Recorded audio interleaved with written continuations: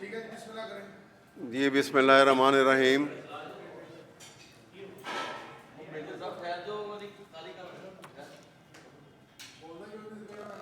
آج کی آپ کے خدمت میں حاضر ہوا ہوں اور بڑے اہم معاملات ہیں پی ٹی آئی کی طرف سے، اور بالخصوص ڈاکٹر یاسمین راشد کے جو کانسٹیچوئنسی میں ان کے مد مقابل میاں نواز شریف، اور آپ کو یہ بھی معلوم ہو گیا کہ اب عجلت میں انہوں نے کہا کہ ہم نے تمام رزلٹ جو ہیں وہ نیٹ پہ ڈال دیے ہیں، ویب سائٹ سے اویلیبل ہیں، فارم 45 بھی، فارم 47 بھی، 49 بھی. لیکن جو دھاندلی جس انداز میں الیکشن کمیشن نے جو رول ادا کیا ہے، اب وہ اتنا الارمنگ ہے کہ وہ رونگٹے کھڑے کر دیتا ہے. اور اس چابک دستی کے ساتھ، اس ہوشیاری کے ساتھ یہ تمام دھاندلی الیکشن کمیشن نے کی ہے کہ وہ اپنے سر اس کا جرم بھی آنے نہیں دیتے، اور یہ کہہ رہے ہیں کہ جی ہمیں تو ایڈمنسٹریشن نے کروایا ہے ہم سے. جو لوگ امپلائی کیے گئے ہیں، جن لوگوں کو ٹھپے لگانے پہ متعین کیا گیا اور جو جعلی انگوٹھے اور دستخط کرتے رہے ہیں، یہ تمام جو ہیں وہ ہماری نظر میں ہیں. آج نہیں تو کل یہ تمام لوگ شہادت کے لیے اب آئیں گے اور کٹہرے میں کھڑے ہوئے ملزمان کے روبرو اپنی شہادت بھی دیں گے. لیکن جس بھونڈے انداز میں یہ جرم سرزد ہوا، مثلا میں آپ کو چھوٹی سی مثال ایک دیتا ہوں. ڈاکٹر یاسمین راشد کا میں نے جیسے آگے بھی عرض کیا تھا، اور 2 دن پہلے الیکشن کمیشن کے وہاں پر اس کی ہیئرنگ تھی 4 تاریخ کو، اور اس ہیئرنگ کے اندر جو کمنٹس ریٹرننگ آفیسر کی طرف سے آئے تھے، اس کی بنیاد پہ میں نے ثابت کیا الیکشن کمیشن آف پاکستان کے سامنے، جو 3 ممبر بینچ تھا، کہ ایڈمٹ کر لیا گیا ہے اس پیراوائز کامنٹ کے اندر جو آر او جو بدل کے جن کو لایا گیا تھا انہوں نے داخل کیے. اور ایڈمٹ کیا کیا گیا؟ ایڈمٹ یہ کیا گیا کہ جتنے ووٹ ہم نے ذکر اس کے اندر کیا کہ ٹوٹل کانسٹیٹوئنسی کے اندر 476 پولنگ اسٹیشن تھے، اور جو رزلٹ ہم نے اس میں بھی مینشن کیا، اور جو باقاعدہ طور پر الیکٹرانک میڈیا میں تمام پولنگ اسٹیشنز نے اس کو ریلے کیا، نشر کیا، اس کے مطابق 334 پولنگ اسٹیشن کا وہ رزلٹ تھا. اور 334 پولنگ اسٹیشن کے رزلٹ کے اندر ڈاکٹر یاسمین راشد 99,000 پلس میں ووٹ لے کر جیت رہی تھیں، اور اس کے مد مقابل Mian Nawaz Sharif 78,800 some thing vote لے کر ہار رہے تھے. یعنی ڈفرنس جو تھا وہ 20,800 کا تھا. باقی کتنے پولنگ اسٹیشن باقی بچے تھے؟ 42. اگرچہ ہمارے پاس وہ رزلٹ جو ہے وہ 42 میں سے بھی مزید 9 کا رزلٹ آ چکا تھا، جو ہم نے پچھلی دفعہ آپ کو بتایا بھی. لیکن میں آج صرف وہ بات آپ کے سامنے کر رہا ہوں جو اناؤنسمنٹ ہوئی، اور جو ہم بھی ریکارڈ کے اوپر اپنی پٹیشن میں ہم نے لکھا اور ہم نے الیکشن کمیشن کے سامنے پیش کیا، اور جس کی تصدیق کی ہے ریٹرننگ آفیسر نے.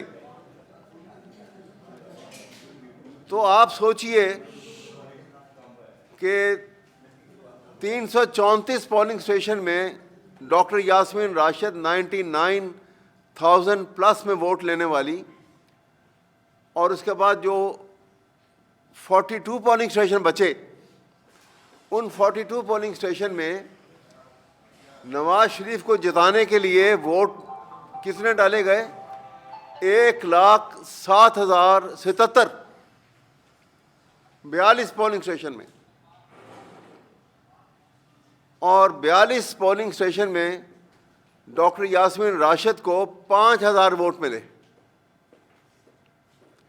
یعنی دھاندلی کی بھی کوئی انتہا ہوتی ہے، ریگنگ کا بھی کوئی نہ کوئی پیرامیٹرز جو ہوتے ہیں، کوئی پرسنٹیج ہوتی ہے، لیکن یہاں پر تو انتہا کر دی گئی۔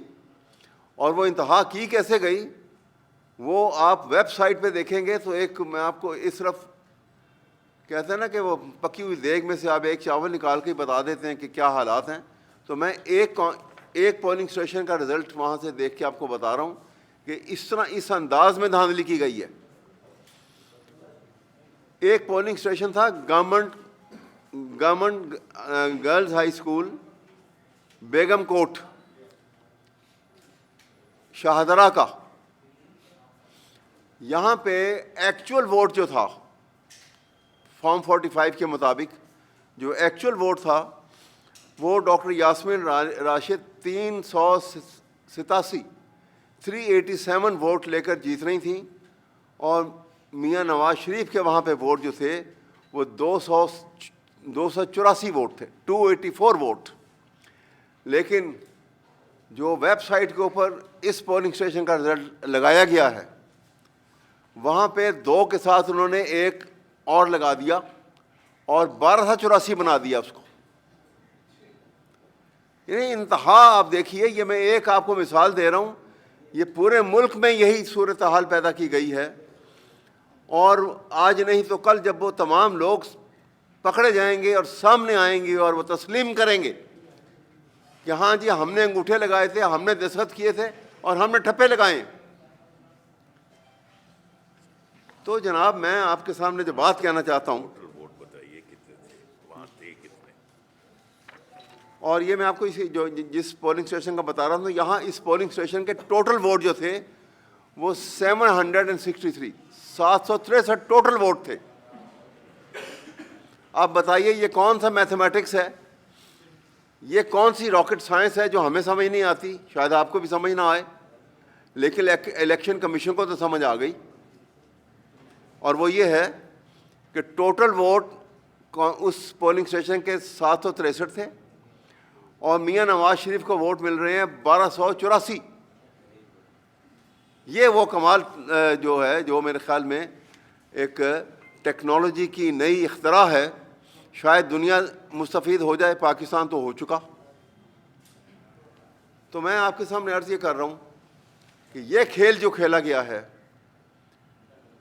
اس کھیل کے پیچھے محرکات کچھ ہوں، لیکن بدنامی پاکستان بھر کی، ساری دنیا میں بدنامی اس تمام ایڈمنسٹریشن کی جو نیک نیتی سے پاکستان میں فیئر اور ٹرانسپیرنٹ الیکشن کروانا چاہ رہے تھے۔ آپ اندازہ لگائیے کہ جب یہ کھیل کھیلا جائے گا تو جنہوں نے کمٹمنٹ کی تھی کہ ہم فیئر اینڈ ٹرانسپیرنٹ الیکشن کروائیں گے، اور بالکل ہم پیسفل ماحول میں، کوئی شک نہیں ہے ماحول پیسفل نظر آیا، ووٹر آئے، اور تمام پاکستان سے بوڑھے جوان بیمار ایک ہی امید لے کر کے پاکستان میں تبدیلی لے آئیں گے، اور اس تمام ظلم کے باوجود جو روا رکھا گیا اس پورے آخری سال کے اندر، جو ظلم روا رکھا گیا، جو فنڈامنٹل رائٹس پامال کیے گئے، آپ کے سامنے ہے کہ جس کے اندر پی ٹی آئی کا سب سے پہلے انہوں نے الیکشن کے پروٹیکس کے اوپر الیکشن سمبل سے محروم کر دیا، اور اس کے بعد کیا کیا انہوں نے، ایز اے پولیٹیکل پارٹی روک دیا کہ تم الیکشن میں حصہ نہیں لے سکتے، آپ P T I as a political party نام استعمال نہیں کر سکتے۔ یہ article 17 of the fundamental rights جس میں انشرائنڈ ہیں کانسٹیٹیوشن میں، سرحن اس کی وائلیشن کی گئی. ایک نہیں، میں آپ کو ایک سیریز آف ججمنٹ یہاں پہ گنانے کو تیار ہوں جہاں سپریم کورٹ نے کہا ہے کہ آرٹیکل 17 کے تحت یہ فنڈامنٹل رائٹس میں شامل ہے پولیٹیکل پارٹی کی فارمیشن. اور پولیٹیکل پارٹی کی فارمیشن کس کام کے لیے ہے؟ وہ الیکشن تک، ووٹنگ تک، فارمیشن آف گورنمنٹ تک اس کا فنڈامنٹل رائٹس میں شامل ہے، اور وہ کام اس نے کرنا ہے. اس سے محرومی کے لیے یہ سارا کھیل تھا جو کھیلا گیا. اور آپ نے دیکھا کہ جس انداز میں یہ کھیل کھیلا گیا، رات کے ایک خاص وقت تک جب دیکھا کہ معاملات تو ہاتھ سے نکل رہے ہیں، تو تمام الیکٹرانک میڈیا کو بند کر دیا گیا، روک دیا گیا کہ اب آپ نے کوئی اناؤنسمنٹ آف رزلٹ نہیں کرنی. اور اس پرٹیکولر کانسٹیچوئنسی NA 130 جس کو میں کیونکہ کنڈکٹ کر رہا ہوں اس لیے اس کے پورے انز اینڈ آؤٹ سے واقف ہوں، ایک سینئر پولیس آفیسر، بہت سارے پولیس جونیئر آفیسرز کو لے کے اندر جاتے ہیں RO کے کمرے میں، اور فورسیبلی پولنگ ایجنٹ جو ڈاکٹر یاسمین راشد کے تھے ان کو فورسیبلی ہی was pushed out of the room, اور کمرہ اندر سے بند کر دیا گیا. اور پھر کچھ وقت گزرنے کے بعد پتہ لگا کہ ریٹرننگ آفیسر صاحب کو بھی کمرے سے باہر نکال دیا گیا، اور ان کی جگہ ایک نئے ریٹرننگ آفیسر کو لایا گیا. اگر ان کے ٹائم اور ڈیٹس کو دیکھیں تو وہ اور الارمنگ صورتحال ہے، لیکن یہ ایویڈنس کی باتیں ہیں، میں آپ کو کیا اس کی ڈیٹیل بتاؤں. آج نہیں تو کل جب ٹرائل ہوگا تو یہ ساری باتیں وہاں کھل کے سامنے آ جائیں گی. لیکن اس کے نئے کے آنے کے بعد فارم 47 تیار کیا گیا، اور فارم 47 میں جو میں نے جیسے آپ کو عرض کیا کہ ایک ہارے ہوئے کینڈیڈیٹ کو کس طریقے سے اس کی جیت کا اعلان ہوا، اور 3 دفعہ پرائم منسٹر رہنے والے میاں نواز شریف میں وہ نہ مورل کرج تھی، نہ مورالٹی کا خیال تھا، نہ اخلاقیات کا خیال آیا، نہ کسی دین، مذہب اور سچائی اور آرٹیکل 62 اور 63 اور کانسٹیٹیوشن کا بھی خیال نہیں آیا. انہوں نے یہ فیبریکیٹڈ رزلٹ کو اپنی جیت کا سہرا بنایا، اور اس منافقت اور جھوٹ کے ساتھ پارلیمنٹ میں as member of the national assembly حلقہ 130 کا حلف بھی اٹھا لیا. آپ سب جانتے ہیں یہ کوئی چھپی بات نہیں کہ آرٹیکل 62 اور 63 کے پیش نظر جو شخص اس طرح سے جھوٹ بولے گا اور جھوٹا حلف نامہ دے گا، وہ اس کے اندر اس کا ٹرائل ہے. ابھی سپریم کورٹ نے اس کی سزا عمر لائف ٹائم سے کم کر کے 5 سال کر دی. تو اس اعتبار سے بھی دیکھیں تو میاں صاحب آئندہ 5 سال کے لیے دوبارہ ڈسکوالیفائڈ ہیں. لیکن سرمایہ دار کا نہ کوئی ضمیر ہوتا ہے، نہ کوئی ملک ہوتا ہے، نہ کوئی نیشنلٹی ہوتی ہے،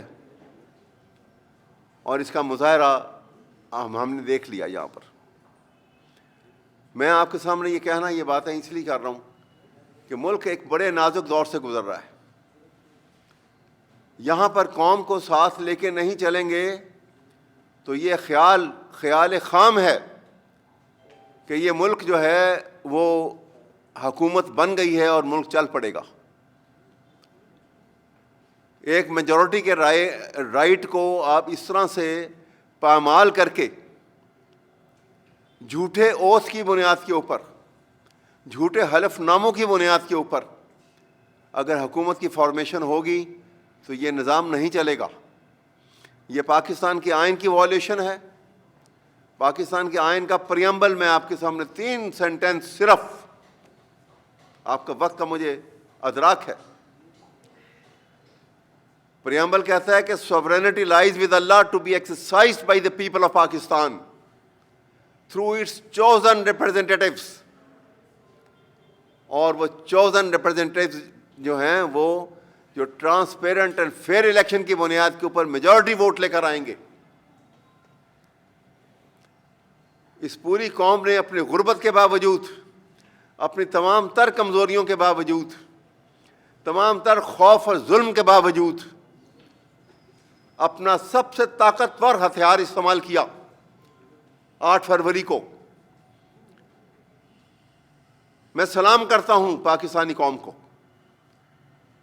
اس تمام ظلم و بربریت کے باوجود انہوں نے اپنا سب سے طاقتور ہتھیار، اور وہ ووٹ تھا 8 فروری کو، وہ اس ایکسرسائز کیا، استعمال کیا.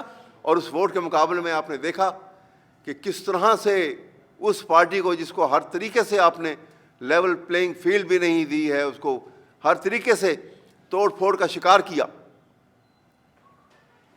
جس کے لیڈر کو آپ نے ناجائز جیل کے اندر بند کر رکھا ہے جھوٹی سزاؤں کی بنیاد کے اوپر.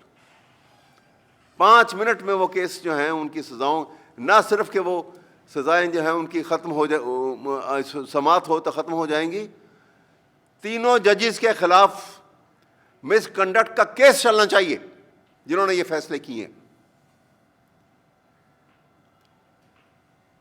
اور آپ کو بتا دوں کہ عدالتوں کا بھی ایک کوڈ آف کنڈکٹ ہے. اور وہ کوڈ آف کنڈکٹ کیا ہے؟ وہ یہ ہے کہ باقاعدہ طور پہ یہ درج ہے مستند طریقے سے کہ عدالت کا سردیوں میں، گرمیوں میں اوقات کار کیا ہیں، صبح کتنے بجے عدالت نے لگنا ہے اور کتنے بجے برخاست ہو جانا ہے. اب تک میری نظر میں اتنی سینیورٹی کے باوجود ایسا کوئی اوقات کار نہیں دیکھا کہ رات کے 11 بجے اور 12 بجے جج بیٹھا ہوا اور وہ ایویڈنس ریکارڈ کر رہا ہو اور بار بار کہہ رہا ہو کہ جناب میری تو مجبوری ہے، میں نے تو بیٹھنا ہے. یہ کس کو بدنام کر رہا ہے؟ وہ گیم کھیلنے والے تو آج پھر اوتھ لے کے بیٹھ گئے. اور بدنامی جو ہے، میں آپ کے سامنے برملا کہوں گا، دانستہ طور کے اوپر یہ بدنامی جو ہے یہ ان لوگوں کے سر چڑھائی جا رہی ہے جن کو ہم کہتے ہیں کہ ہمارے ہیروز ہیں. میں نہیں سمجھتا کہ ان کا یہ کام ہوگا، لیکن جس انداز میں یہ کھیل کھیلا گیا ہے، یہ ساری بدنامی جو ہے ان کے نام پہ ہے، دی گئی ہے. اگر اس کا بروقت نوٹس نہیں لیا گیا تو اس کا بڑے نقصانات ہوں گے. میں نے آپ کو پہلے بھی بتایا تھا کہ 2 پرون اٹیک ہے پاکستان کے اوپر. پہلا اٹیک کا جو حصہ تھا کہ اکانومی تباہ کر دو اس ملک کی. اکانومی تباہ، 16 مہینوں میں اکانومی تباہ ہو گئی. عمران خان جس وقت گیا تھا، پاکستان کے ریزرو جو تھے وہ 14 بلین ڈالر تھے، اور 2021 میں پاکستان کی تاریخ کے سب سے ہائیسٹ جو فورن ایکسچینج کے ریزرو تھے وہ 28 بلین 28 ارب ڈالر تھے، ایور ہائیسٹ. اور 2021 کی ہماری ایکسپورٹ پاکستان کی جو تھی 37 بلین ڈالر، ایور ہائیسٹ، جس کو کہا گیا کہ اکانومی تباہ کر. وہ 16 مہینوں میں وہ 28 بلین سے ہم کہاں آ گئے؟ 1 بلین مائنس کیوں، 1 بلین سے بھی کم پر، کہ ہمیں ہاتھ پھیلا کے کشکول لے کے پھرنا پڑا کہ جناب کچھ ڈال دیں یہاں پہ، ہم دیوالیہ ہو جائے گا پاکستان کا. یہ کون کر کے گیا؟ اور اس حالت میں کہ جہاں پہ ہمارے ایکسچینج، فورن ایکسچینج جو ہے ریزرو ختم ہو چکے تھے، ہماری بدحالی تھی. یہاں آن ریکارڈ باتیں بتا رہا ہوں. آج کا جو پرائم منسٹر جس کو آپ نے بنا دیا، शहबाज शरीफ ने कि उस वक्त के PDM का जो प्राइम मिनिस्टर था, उसने उस टाइम के ऊपर, ये ऑन रिकॉर्ड बातें बता रहा हूँ, ये मैं नहीं कह रहा, ये मैं उन्हीं के एक एक्स प्राइम मिनिस्टर की मुंह की बताई हुई बात बता रहा हूँ। उसने टीवी के ऊपर ये बात आके की थी और बरमला का ही था। उसने कहा था कि जिस तरह इमरान खान ने कोविड के ज़माने में पैसे बांटे थे गरीब लोगों में, शहबाज शरीफ ने आटा बांधा और आटा बांटने में 20 बिलियन रुपीस जो हैं उसका वो हेरा फेरी कर गया।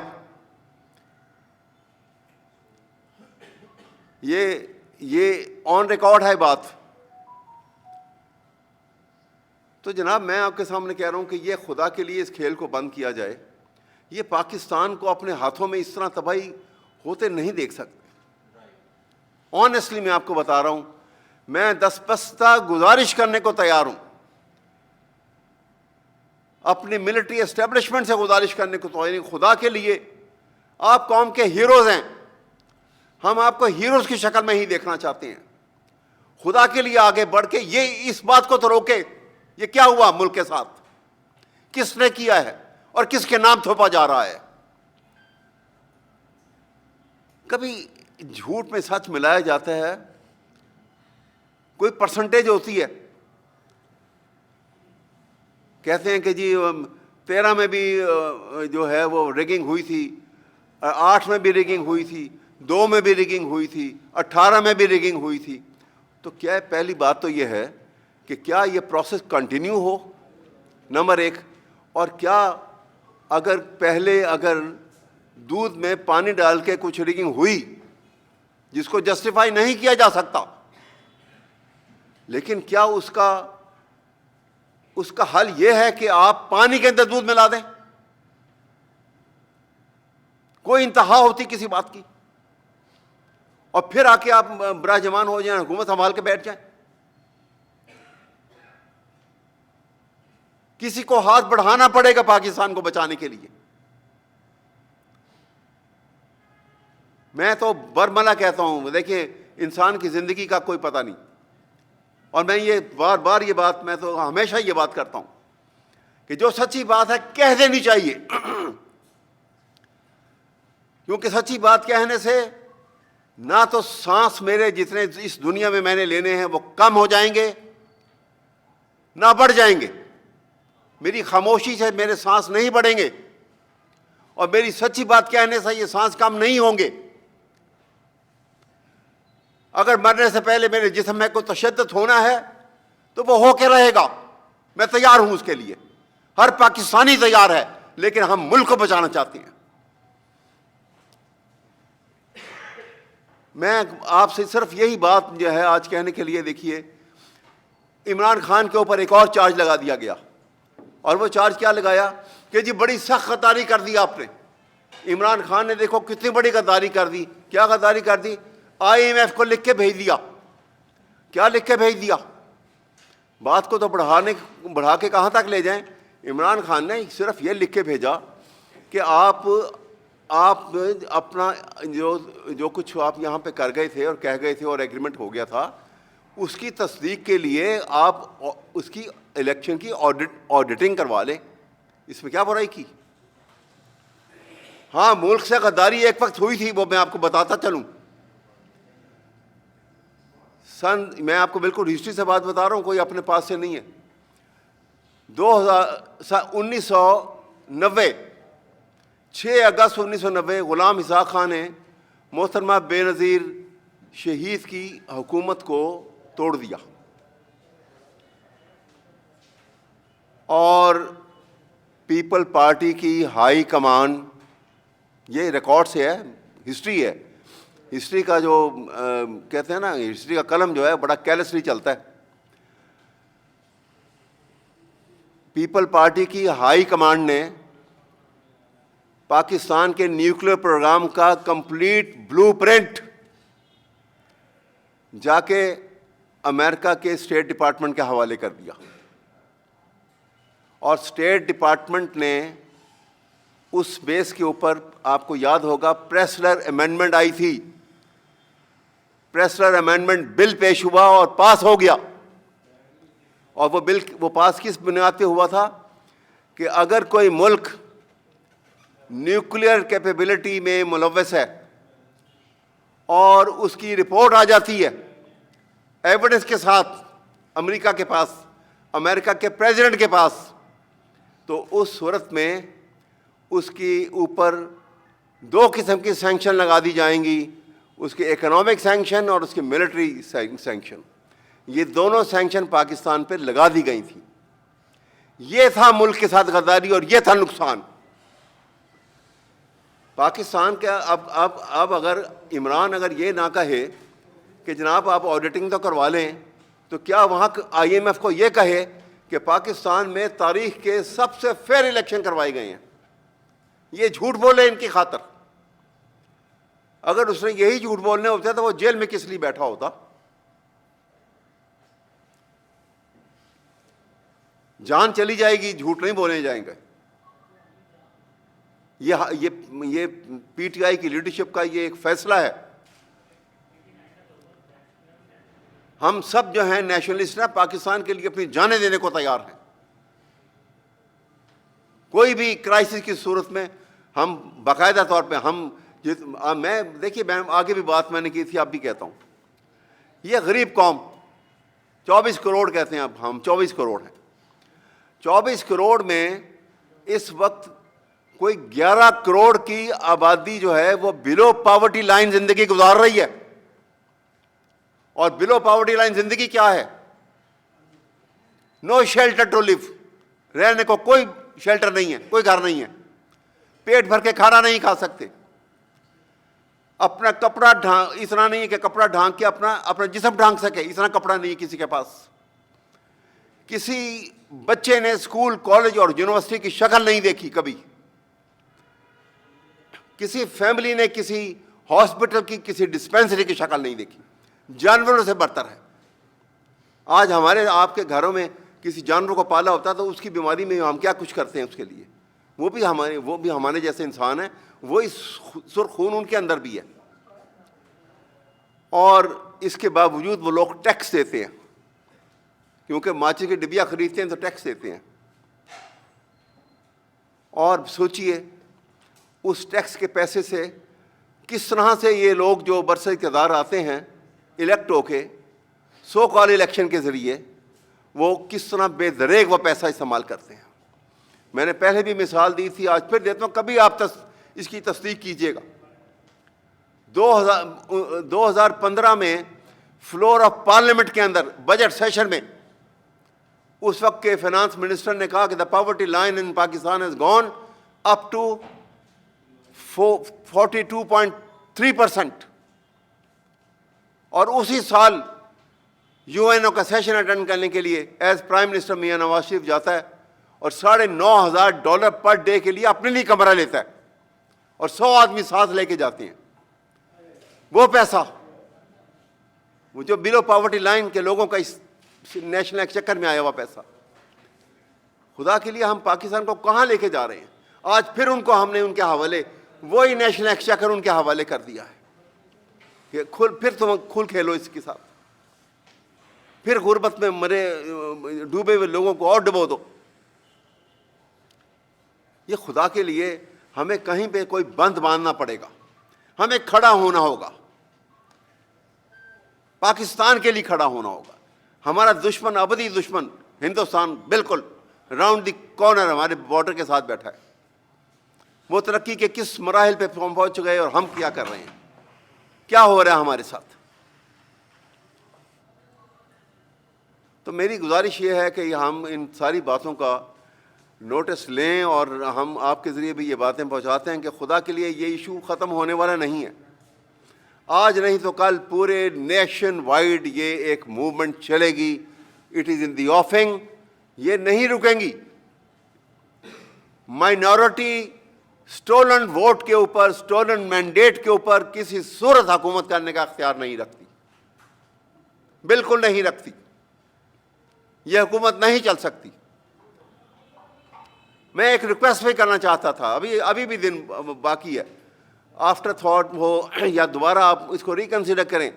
میں زرداری صاحب سے بھی ریکویسٹ کروں گا کہ اپنی تمام، دیکھیے آپ ایک دفعہ رہ چکے، پاکستان کی صدارت آپ کے پاس رہی، عزت تھی قوم نے دی آپ کو. بلوچستان ایک ایسا صوبہ ہے, سب سے چھوٹا صوبہ آبادی کے لحاظ سے, اگرچہ ریسورسز سب سے زیادہ ہیں اس کے پاس, لیکن نگلیکٹڈ بھی ہے اور آبادی کے لحاظ سے سب سے چھوٹا ہے. اس لیے پرائم منسٹرشپ جو ہے بہت ریموٹ پاسبلٹی ہے کہ کبھی اس صوبے سے بھی کوئی پرائم منسٹر ہوگا. آج ایک چانس تھا کہ اس صوبے سے پریزیڈنشل کینڈیڈیٹ کھڑا ہوا ہے, ایک کریڈیبل آدمی ہے, پڑھا لکھا آدمی ہے, بزرگ آدمی ہے, دانا آدمی ہے, عقل و فہم جو ہے وہ ان کے نام سے منسوب ہے. کیا فرق پڑتا ہے کہ ہم مل کے سارا پاکستان ان کو انپوز الیکٹ کروا دیتا. آپ کو تو کوئی فرق نہیں پڑنا تھا, آپ تو پریزیڈنٹ رہ چکے ہیں, اب آج بھی پریزیڈنٹ ہیں, کل بھی پریزیڈنٹ تھے. یہ میں آج کے اس پریس کانفرنس کے حوالے سے میں ایک گزارش کے طور پہ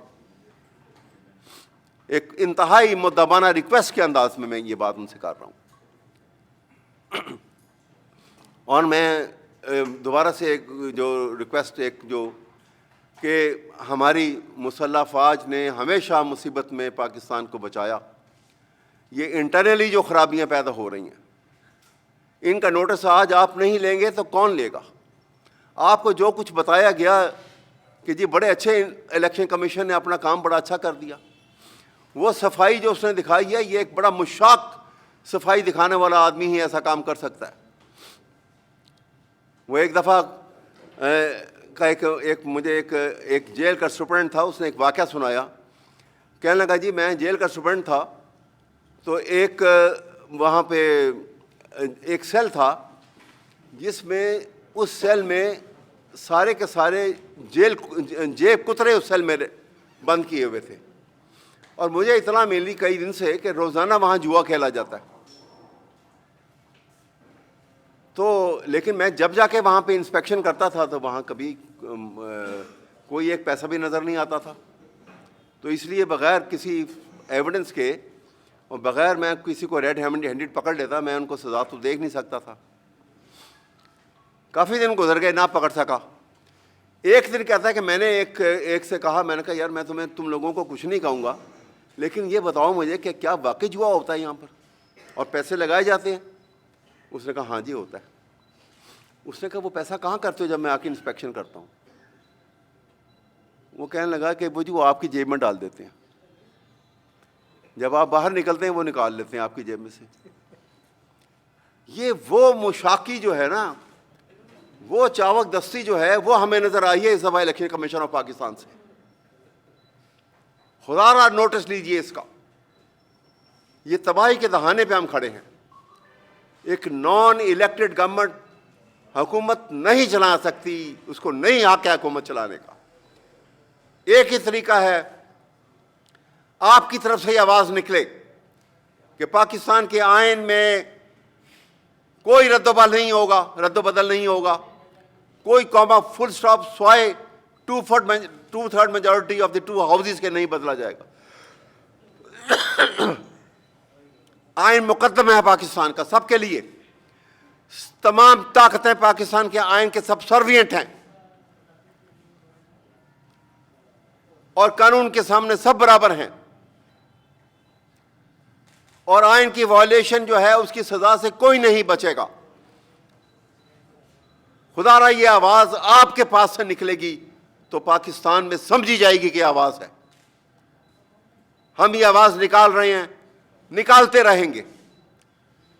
پاکستان کی لیگل فرٹرنٹی میں یہ آواز گونجتی رہے گی. اب بھی گونج رہی ہے, کل بھی گونج رہی ہے, پہلے بھی گونجتی تھی. لیکن یہ آواز پاکستان کے ان مقتدر حلقوں کی طرف سے بھی آنی چاہیے,